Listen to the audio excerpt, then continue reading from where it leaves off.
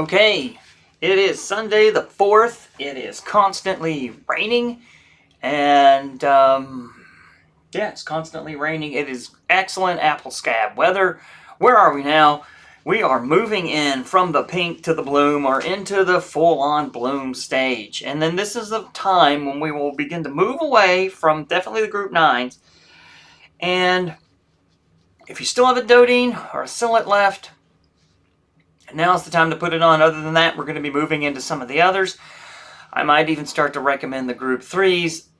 And with many of these things, you're going to need a protectant. If you have mancozeb and cap 10, now's the time to put it out. The mancozeb is fantastic with the rust. The group 3s are fantastic with the rust.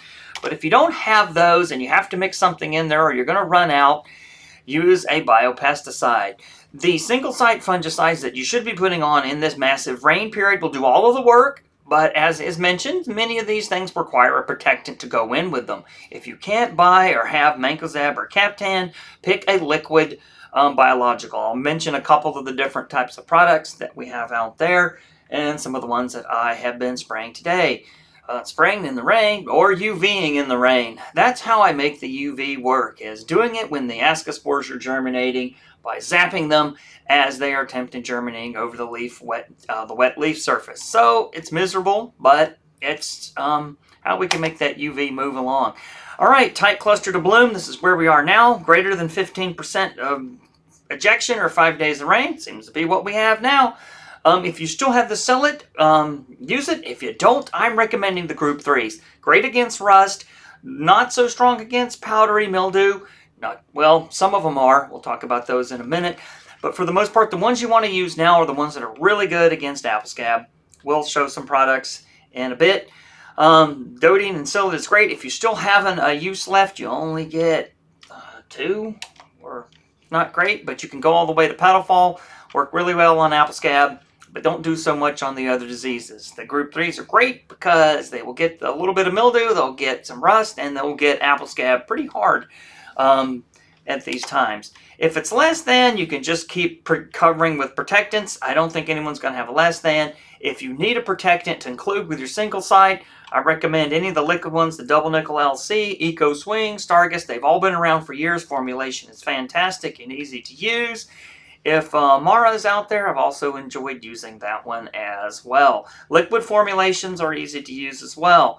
If you're full biological, you could try Howler. Quite a nice material, produces some pretty fancy secondary metabolites that can be very close to single-site fungicides. Polyoxin D is another really nice one as well. All saying, if you're just covering, if you don't have a lot of ascospore ejection, I can't imagine anyone does, you could use just one of the liquid ones. They all work fairly similarly. Sometimes the one that works the best is the one that's formulation has been the most stable for the longest amount of time, and as liquid comes right out of the tank. So these are all our different fungicides of interests. Right now, I'm still steering us towards the psyllid. I think we move away from the group 9. It is allowed on Long Island, only effective on scab. The group 7s, I'm still wanting to hold off another week or two if we can, because they're pretty strong against apple scab as well, and some of them on powdery mildew. I need to edit this little slide. Let's do it on the fly right now. I want to call this Tessaris, because that's what it is. I'm going to go ahead over here and I'm going to move this to Tessaris as well. It's not allowed on Long Island, but I'm going to also note that it is pretty good against powdery mildew. If I edit it on the fly, it'll be in there forever. I'm going to put that on there. Of the group 7s, I think it's one of the strongest ones against powdery mildew. And I am going to, but I'm still waiting on using those for later. It's not allowed on Long Island, though, sad to say. I'm sorry. No, come back. Grab that real quick. And push that button right in there. And then Tessaris. Yeah, I want to make sure we get that thing spelled right. Going right back into it, swapping the screens back. And yep, psyllid. Right now I'm still recommending the group 3s. They're good on the rusts. This is when rust is big now. They're all pretty excellent. Some of them are better on powdery mildew than others. Rime is fantastic on mildew, and so is Raleigh, but Rime's not allowed on Long Island. Of the group 3s, I would sort of steer towards the Endar Sevia and Inspire Super. Thicker, less water soluble. You need some with more water weathering capability in this heavy scab pressure. Tend to be better on scab, not as great on mildew. But right now I think we're really focused on mildew. On apple scab. Also, the Luna, Sensation, and Maravon, part of the group 7 and bleed into your group 11s. These are really good on mildew, but I don't think it's mildew time yet. You might be asking, what about group 52, Axios? All right, it can't fit on the chart, so I had to make a second slide with it in there. I'm going to hold off a little bit on Axios. It's good on apple scab and mildew. I think it might actually control some of the other diseases, but it's not labeled for them. However, you can be applying mildew fairly late in the season. I still want to hold off on my Group 52s a little bit until later.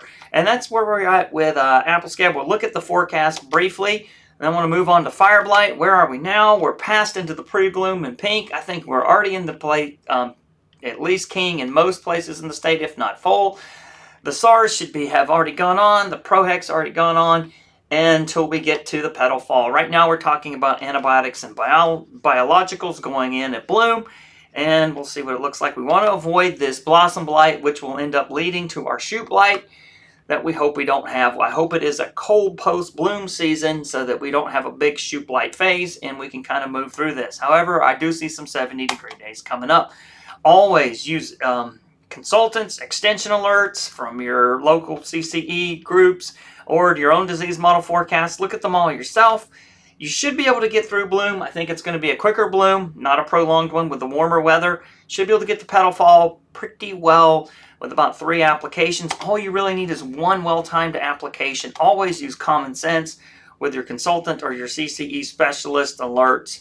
Don't always trust the models. They are just accumulating numbers and heat, and they aren't responding like biological organisms like trees. So in that case, your consultant, your CCE will look at the models and can evaluate whether or not they believe that the predictions are good.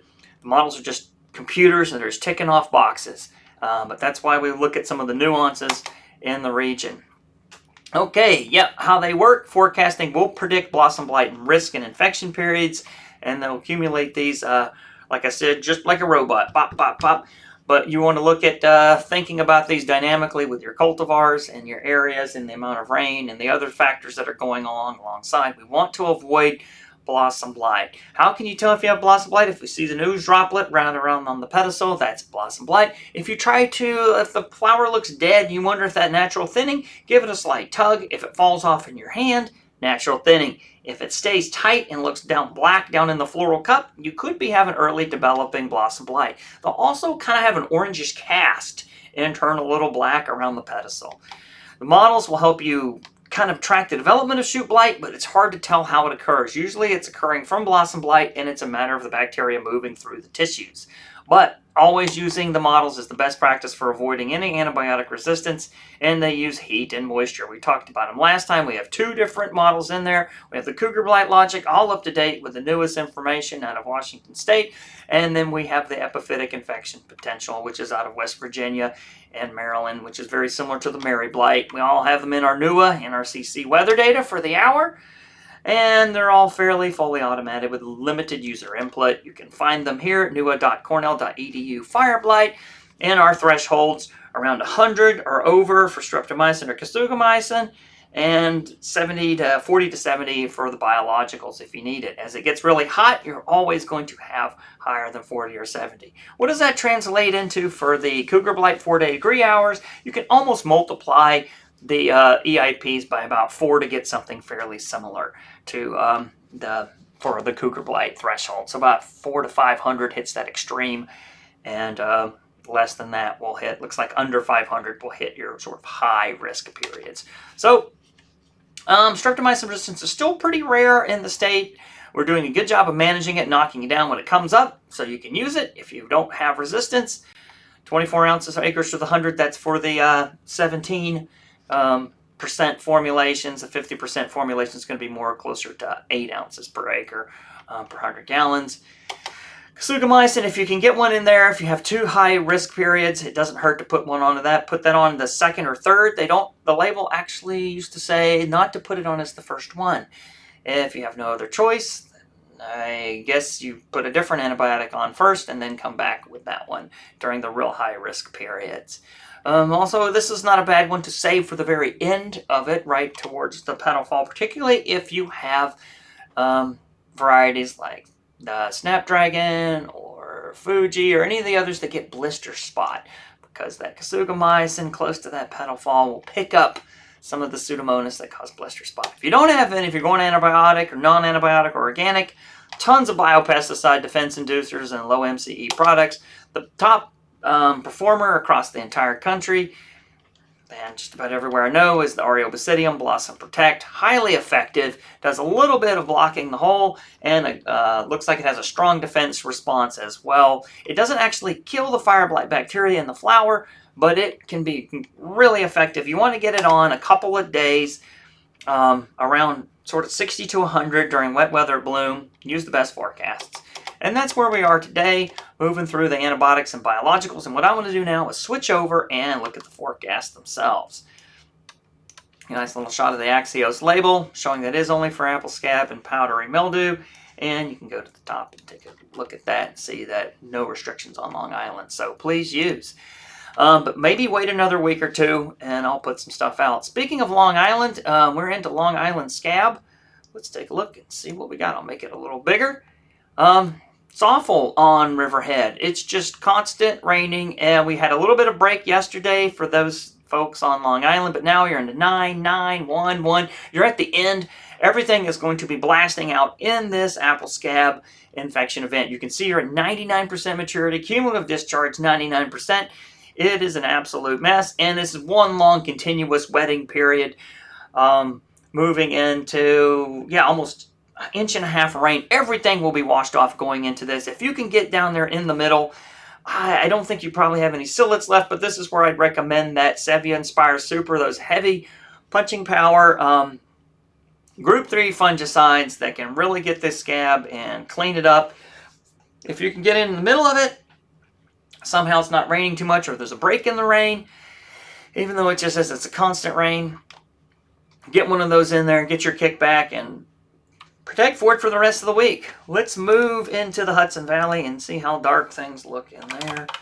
Campbell Hall. Oh, it's just a mess.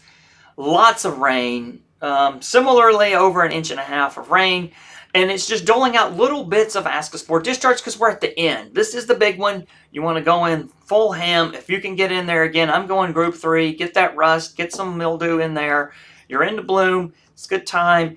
Use one of the heavy ones. Inspire Super, Sevia, one of the punchers, Endar, all of them will do quite nice for these types of events. We'll get all 3 of those diseases in your start of your mildew season. If you get in towards the end, you'll get some kickback, you'll protect forward, and you'll be doing as best you can going up into Voorheesville. See what we got. Same mess, massive ejection happening yesterday. It's in the middle. If you can squeeze in there, 3 inches of rain. This is insane. Never seen anything like it. And it's just going all the way through into the next week. It is an absolute scab apocalypse in the Capital District. 40%, all of the apple scab spores are going now. Will we stop worrying about apple scab next week? No, we're still going to watch these combined infection events because there's always a little bit left to go, and we want to make sure if anything slipped through, we get that secondary scab cleaned up. If you try to find a way to get into that orchard, put on a good group 3, Sevia Inspire, Super, Endar, anything with a good bit of kickback. You can use the others, but I'd save them for my mildew and my summer diseases that will start to come in at petal fall and infect earlier, and your apple blotches and other stuff like that. But you can use them. Let's see what we got. Let's head on up to the north. Let's go to Chazy. I want to see both Chazy and Peru. See how we're doing. Oh, it's a wow. It seems to suggest that you can get into the orchards now. Might do that. It's a big nasty one coming up. 30% ejection on the 6th and the 7th. If you're not having a lot of rain over the weekend, you don't have any on Monday, go in and protect ahead. It's a large one. I'd still recommend something with a group 3. Just like the other locations, get the rust, get some of that mildew, clean that up. Not a lot of wash off. I think you can go in and put it on protectively and protect your crop in there. If you need a protectant, remember again, if you have to put a protectant in with your single sites, use Banzate right now for the rust. You can save the Captan for later, but if you can't, use a liquid biological to get in there if you don't have access to Mancozeb due to restrictions and other prices and stuff. Let's take a look at Peru, see if it looks any different. All right, it's just bouncing around. Let's see, I'm just going to try this one. How's it look?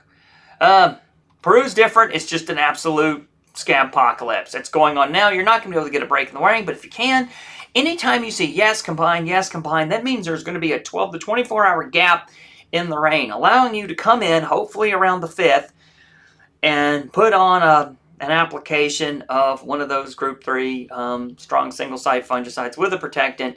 Go in, kick back, protect forward, and take that out. I suspect we're going to be saying the same message just about everywhere. Let's look at Finger Lakes. It's also just a mess. It's just constantly raining. Not as much rain. It's going to be drizzling out. I know there are breaks in the rain. I know we'll be spraying some tomorrow before the rain at noon. And good time to get in your kickback materials. Yep, Group 3, suggesting products all the way. Let's see if it changes anymore with sodas. Then we'll go look at Fire Blight. Now, if you do end up needing to put in a protectant, you know, one of the bonuses of using these biologicals is they'll also have efficacy against the fire blight bacterium. The Mancozeb will not, and neither will Captan, but if you have to stick something with them, and you do have a high percentage of bloom, those liquid biologicals are also do double duty and will go after your fire blight. Looks like we're just coming down in the Sodas area after a massive ejection of 30-40%. Everything is going. It is a complete blast off for apple scab this entire week. They do not look like you're going to get a break in it, but even if you get a couple hours, go in with a Group 3, kick back, protect forward.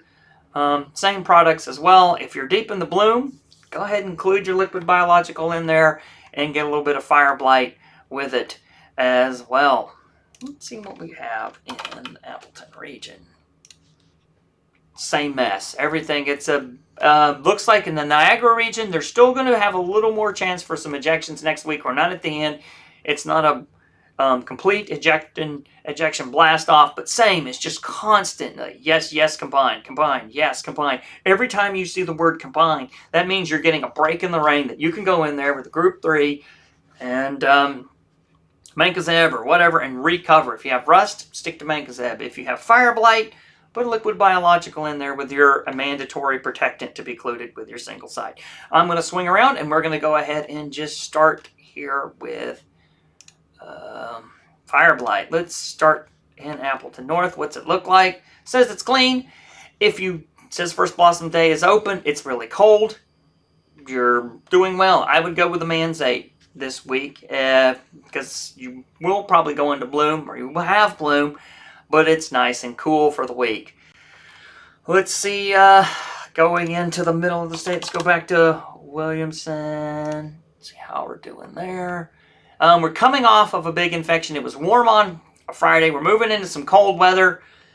Focus on scab, not stressed out about fire blight. Let's go to the middle of the area, down into the Geneva region. Yep, it's this cool weather has come, and even though we're moving deep into bloom, we are going into better fire blight weather. You can see, even though it pops into high risk, it's going to be because there's wet flowers coming up. That's why the EIP models are producing high risk, but those EIP numbers are 37 and 32. It is not a good week for fire blight.